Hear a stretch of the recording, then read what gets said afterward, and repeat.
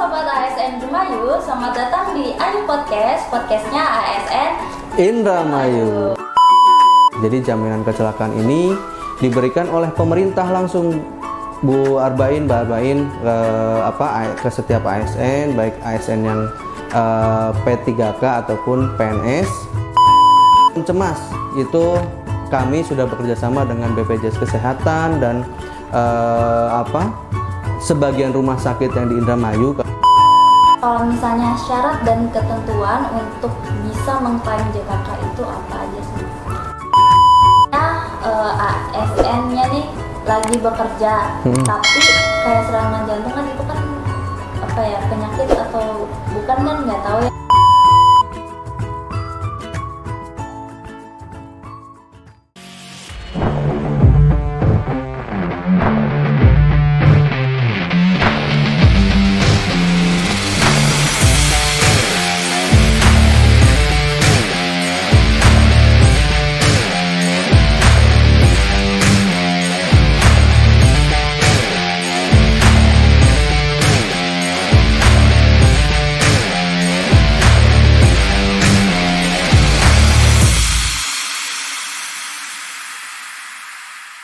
Halo Sobat ASN Indramayu, selamat datang di Ayu Podcast, podcastnya ASN Indramayu. Pada episode kali ini, kita akan membahas seputar salah satu layanan yang ada di Taspen, yaitu Jaminan Kecelakaan Kerja atau JKK.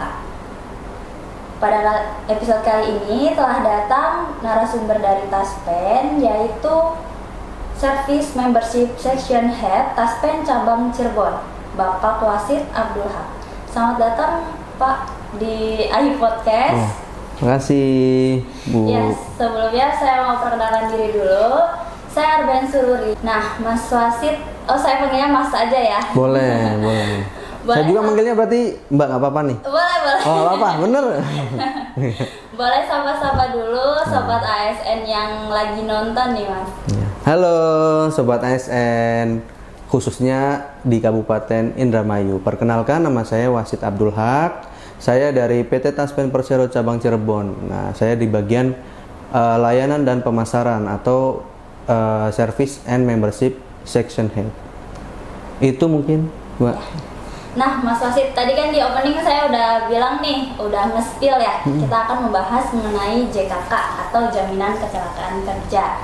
Nah, pasti banyak di antara Sobat ASN Indramayu, khususnya saya, karena memang saya kan baru ya, yang belum familiar sama kata JKK. JKK itu apa sih Mas, bisa dijelaskan? Oh iya.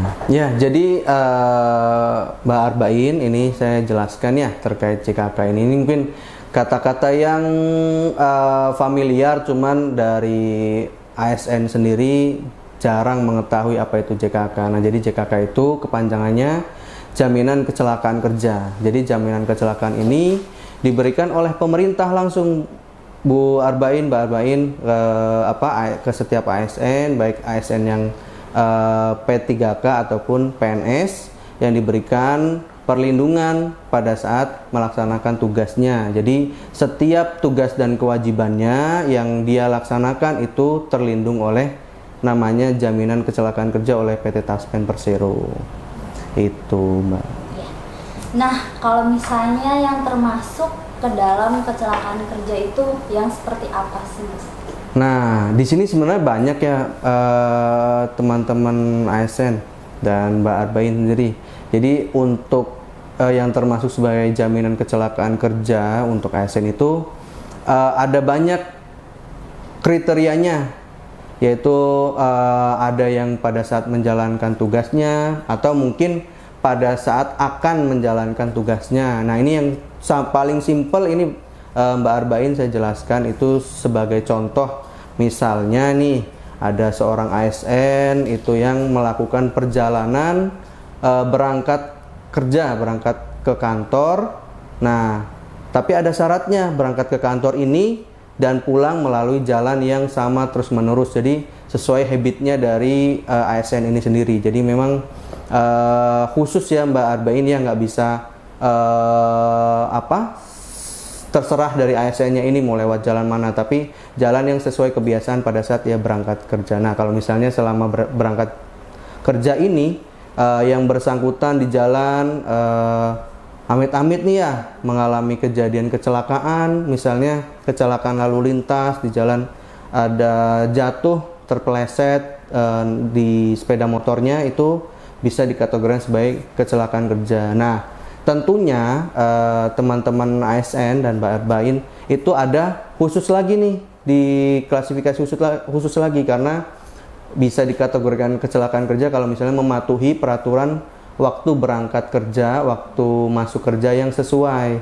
Itu masih ada klasifikasinya lagi. Jadi kalau misalnya ternyata dari ASN ini berangkat kerjanya jam 7 itu dari rumah, di jalan kecelakaan jam 7.30. Sedangkan dari kantornya jam kerja yang ditetapkan oleh kantor itu jam 7.30. Nah, itu kan berarti kita bisa asumsikan yang bersangkutan itu ketika sampai di kantor bisa lewat dari jam 7.30. Artinya yang bersangkutan ini tidak mematuhi aturan jam kerja dari kantor dari yang bersangkutan. Nah, itu bisa tidak dijamin perawatan kecelakaannya. Nah, kalau misalnya sudah seperti itu, misalnya yang tidak terjamin nih, atau teman-teman ASN itu tidak perlu takut ataupun cemas. Itu kami sudah bekerja sama dengan BPJS Kesehatan dan sebagian rumah sakit yang di Indramayu. Kalau misalnya memang terjadi kecelakaan kerja atau kecelakaan lalu lintas yang bukan kerja, bukan akibat dari kerja, itu bisa yang namanya diklaim di BPJS Kesehatan. Jadi nanti dari Taspen itu prosedurnya akan mengeluarkan surat tidak menjamin itu sebagai kecelakaan kerja, perlindungan sebagai kecelakaan kerja gitu. Karena terlambat itu ya, Mas? Iya, karena terlambat. Karena kan memang untuk JKK sendiri itu diberikan oleh pemerintah, khususnya pemerintah Kabupaten Indramayu, supaya ASN ini sesuai koridornya. Jadi tidak keluar dari tugas dan tanggung jawab yang diembankan oleh yang bersangkutan. Jadi kalau misalnya memang jam 7 itu sudah harus sampai kantor, ya ASN itu harus patuh. Jam 7 itu harus sampai kantor, bukan jam 7.30 atau 7.15 itu baru masuk kantor, itu terhitung telat. Jadi sudah tidak masuk ke dalam perlindungan jaminan kecelakaan kerja. Terus tadi kan Mas bilang kalau misalnya jalan yang sama setiap harinya. Berarti kalau misalnya beda itu juga nggak termasuk JKK. Nah, jadi untuk prosedurnya sendiri nih Mbak ya, kalau dari kami apabila ada kecelakaan kerja terduga, laporan terduga kecelakaan kerja seperti itu biasanya kami lakukan namanya penelitian dulu di lapangan. Kami cari tahu dulu kenapa bisa yang bersangkutan melalui jalan yang berbeda. Nah, biasanya kan kalau misalnya seorang ASN itu dan mereka berangkat kerja kan, kadang bukan ASN aja sih, kita aja nih, kita kan kadang ada keperluan lainnya yang pribadi nih, mampir dulu, misal dari rumah belum makan, kita mau makan dulu ya kan. Nah, itu kan bisa lewat jalan yang berbeda gitu kan. Nah, itu yang patut kita jadikan acuan, itu yang bersangkutan itu menjalankan tugas sesuai atau tidak sesuai, seperti itu. Nah, kalau misalnya syarat dan ketentuan untuk bisa mengklaim JKK itu apa aja sih? Nah, jadi untuk syarat dan ketentuan klaim JKK ini ya, Mbak Arbain, itu dari peserta ini ketika mengalami kejadian itu kan biasanya dirujuk ke rumah sakit ya. Biasanya untuk kecelakaan kerja ini dari rumah sakit itu sudah langsung konfirmasi ke Taspen. Jadi kalau misalnya rumah sakitnya menerima pasien yang kecelakaan lalu lintas, ini kan kebanyakan kecelakaan kerja ini yang lebih sering itu kecelakaan lalu lintas. Memang tidak selalu kecelakaan lalu lintas, ada kecelakaan pada saat bertugas yang lain, misalnya mendapatkan perawatan karena terkena bahan kimia saat bertugas, itu juga bisa termasuk JKK. Nah, cuman memang selama ini yang sering kami terima itu yang kecelakaan pada saat berangkat, itu yang paling sering. Nah, itu biasanya dari rumah sakit melaporkan dulu ke Taspen bahwa ada terduga kecelakaan kerja. Terduga kecelakaan kerja ini akhirnya dari kami itu biasanya nanti akan melakukan on the spot namanya di situ. Kalau on the spot ini berarti mungkin penelitian lapangan lah, penelitian lapangan terhadap kecelakaan yang terjadi. Nah untuk syaratnya sendiri ya, biasanya dari peserta itu ada kronologi dari kepolisian, karena kan kecelakaan lalu lintas kan biasanya ada kronologi dari kepolisian, kenapa kecelakaan itu terjadi, terus kecelakaan itu terjadi jam berapa, itu biasanya dari kepolisian yang tentukan. Nah dari situ juga kami lihat Mbak Arbain, jadi teman-teman AS kami lihat juga di situ kalau misalnya kecelakaannya di jalan tidak sesuai dengan yang tadi peraturan jam kerja pegawai PNS ataupun P3K itu, maka tidak termasuk CKK begitu. Jadi pertama itu ada kronologi, terus ada tagihan rumah sakitnya, biasanya itu langsung dari rumah sakitnya. Terus ada formulir namanya T3 kalau nggak salah. Nah itu nanti teman-teman bisa cari tahu, nanti ada websitenya Mbak Arbain, itu bisa mencari tahu di situ. Nah formulir ini biasanya dari rumah sakit yang isi. Kalau misalnya rumah sakitnya itu aware terhadap kecelakaan kerja dari ASN gitu, biasanya mereka isi, terus mereka yang tagihkan langsung. Nah biasanya untuk rumah sakit yang sudah kerjasama itu mereka mengirimkan tagihannya ke Taspen, jadi bukan dari yang bersangkutannya langsung, bukan dari ASN yang mengalami kejadiannya. Nah kalau untuk rumah sakit yang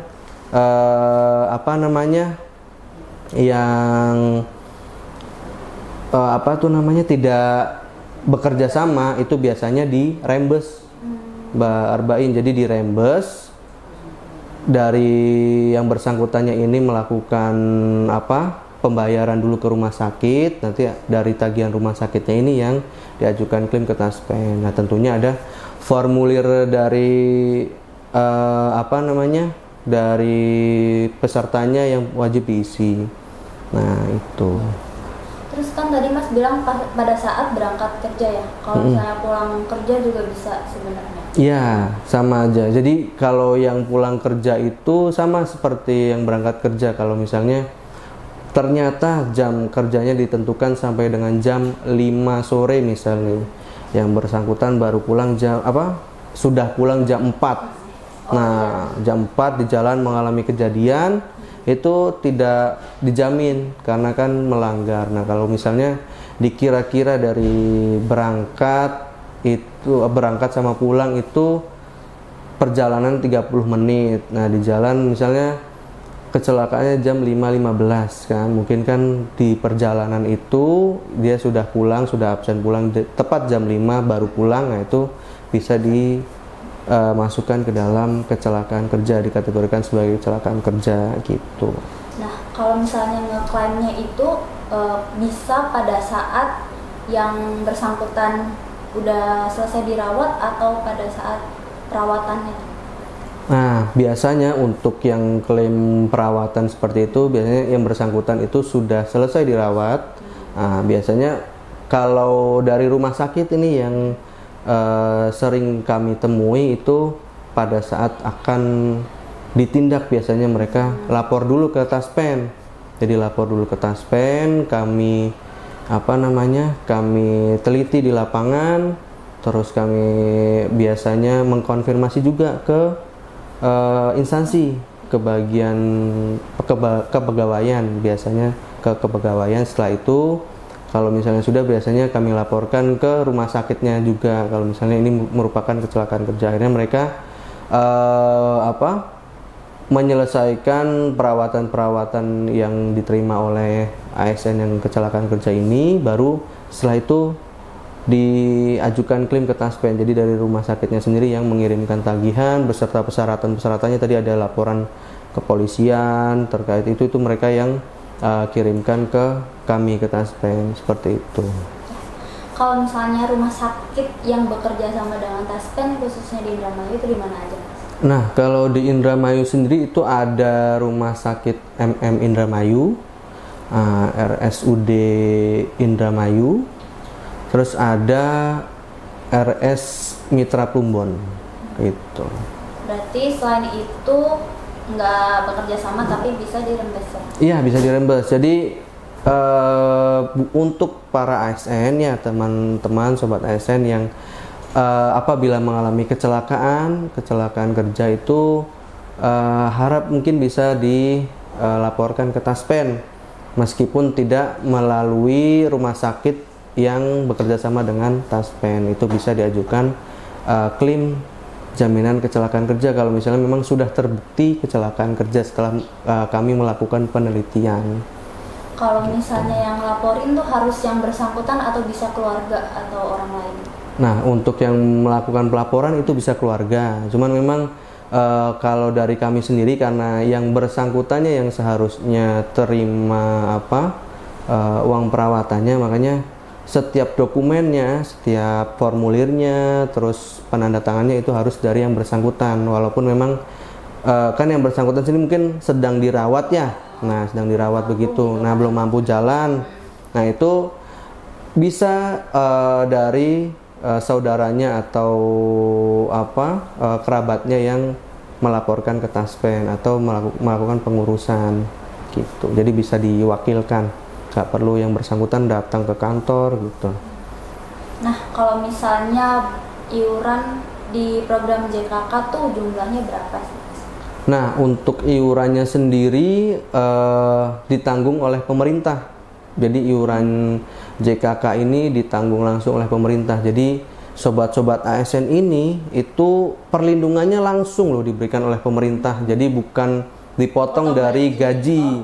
Iya, nggak dipotong. Jadi ASN ini sebenarnya sudah sudah sejahtera karena dari mulai perlindungannya, dari mulai hak-haknya nanti ketika pensiun itu sudah ada yang memikirkan, pemerintah yang memikirkan. Nah, itu iurannya sendiri sebesar 0,24% dari yang dibayarkan oleh Pemkab Indramayu. Pemkab Indramayu membayarkan. Nah, itu berdasarkan dari gaji pokok. Jadi gaji pokok yang bersangkutan misalnya 2.500.000. Nah, itu berarti 2.500.000 dari 0,24% dari 2.500.000 itu gitu. Jadi untuk iurannya sendiri tidak terpotong dari pegawai. Nah, walaupun misalnya kan ini kan dibayarkan pemerintah ya, ya, tapi kan ini termasuknya iuran ya. Nah, itu tuh apakah bisa dicairkan pada saat pensiun dan menjadi hak yang mau pensiun gitu, Mas? Wah, enak dong, saya juga mau itu. Saya juga boleh itu. Ya, jadi karena ini sifatnya tunjangan yang diberikan pemerintah, perlindungan yang diberikan pemerintah, ini sifatnya tidak ada pengajuan klaim apabila tidak mengalami kejadian. Jadi ketika pensiun itu sudah tidak bisa dibayarkan lagi. Jadi memang untuk ASN ini, untuk PNS sama P3K itu diberikan perlindungan hanya pada saat aktif. Nah, dan itu langsung oleh pemerintah tadi yang saya jelaskan. Jadi mereka itu tidak menanggung iuran yang dibayarkan. Makanya tidak terima imbalannya pada saat nanti pensiun gitu. Nah, kalau beda kalau program yang lain kan ada pengembalian karena kan pada saat pensiun itu dipotong dari tabungannya dari yang bersangkutan ya, dari gaji setiap bulan yang bersangkutan terima gitu. Berarti itu khusus jaminan kalau misalnya memang terjadi kecelakaan kerja. Iya, betul. Nah, kalau misalnya ini nih Mas, misalnya pensiun PNS nih, udah pensiun, nah itu tuh tetap ada JKK nggak sih Mas? Nah, untuk pensiunan PNS atau P3K yang sudah diberhentikan ya ASN, itu tidak ada jaminan lagi yang diberikan terkait kecelakaan kerja kan sudah tidak dinas juga kan ya. Tidak ada jaminan kecelakaan kerja. Nah, makanya di kami itu sebenarnya ada perlindungan lagi, ya perlindungan tambahan. Cuman memang harus dari yang bersangkutan sendiri yang melakukan iuran gitu. Ini satu lagi nih Mas. Sebenarnya saya penasaran nih. Kalau misalnya ASN-nya nih lagi bekerja, tapi kayak serangan jantung kan itu kan penyakit atau bukan kan nggak tahu ya Mas ya, itu kan kapan saja kan bisa datang. Nah itu tuh bisa termasuk ini nggak? Ya siapa enggak? Iya bisa. Jadi untuk ASN yang mengalami kejadian yang tadi serangan jantung, itu kejadiannya pada saat bertugas di jam kerja nih, di jam kerja, perawatannya langsung dilarikan ke rumah sakit, langsung mendapatkan tindakan medis, itu bisa dikategorikan sebagai kecelakaan kerja, gitu. Nah tapi kalau misalnya sakit terus yang bersangkutan pulang ke rumah, izin pulang ke rumah, terus baru setelah itu dibawa ke rumah sakit, itu sudah tidak dikategorikan sebagai dinas, gitu. Berarti pada saat di jam kerja aja ya? Iya. Oke, kalau itu tuh. Nah sebelum kita akhirin ya Mas ya, ada closing statement nggak sih dari Mas Wasid buat sobat ASN yang lagi nonton di rumah? Oh iya. Apa ya Mbak ya? Saya jadi bingung ini. Oh ya, jadi merangkum ya. Iya, jadi sobat ASN yang ada di Indramayu, jadi program dari Taspen, PT Taspen Persero yang memberikan perlindungan itu tidak hanya perlindungan pada masa tua Bapak Ibu ASN atau teman-teman ASN sekalian, tapi ada perlindungan pada saat Bapak Ibu masih kerja, masih dinas, masih menjalankan tugas dan kewajibannya, yaitu perlindungan jaminan kecelakaan kerja. Nah, jaminan kecelakaan kerja ini Bapak Ibu diproteksi itu secara cuma-cuma oleh pemerintah langsung. Jadi tidak dipungut biaya satupun, dan saat pengajuan klaim ke Taspen pun Bapak Ibu itu tidak dipungut biaya sama sekali. Oke baik, terima kasih Mas Wasid. Nah buat sobat ASN Indramayu, jadi jangan khawatir ya apabila ada hal-hal yang memang di luar kendali kita yang terjadi di tempat kerja, dalam artian kecelakaan di tempat kerja, karena ada jaminan yang diberikan kepada sobat ASN. Jangan ragu untuk menggunakan layanan yang sudah disediakan oleh pemerintah, khususnya layanan pada Taspen. Nah, jangan ragu juga untuk selalu berkoordinasi kepada kami BKPSDM Kabupaten Indramayu, dan jangan percaya oknum-oknum yang mengatasnamakan BKPSDM atau Taspen. Pokoknya hati-hati buat sobat ASN. Nah, terima kasih banyak Mas Wasid sudah memberikan banyak informasi terkait layanan JKK yang ada di Taspen dan telah meluangkan waktunya untuk hadir dalam episode Ayu Podcast pada hari ini. Nah, terima kasih juga kepada sobat ASN di rumah yang sudah menonton. Terakhir nih sobat ASN, jangan lupa like, subscribe channel YouTube BKPSDM Kabupaten Indramayu, dan jangan lupa follow Instagram di @bkpsdmimy. Terima kasih telah bergabung dan sampai jumpa di episode berikutnya. Ayu Podcast, podcastnya ASN Indramayu.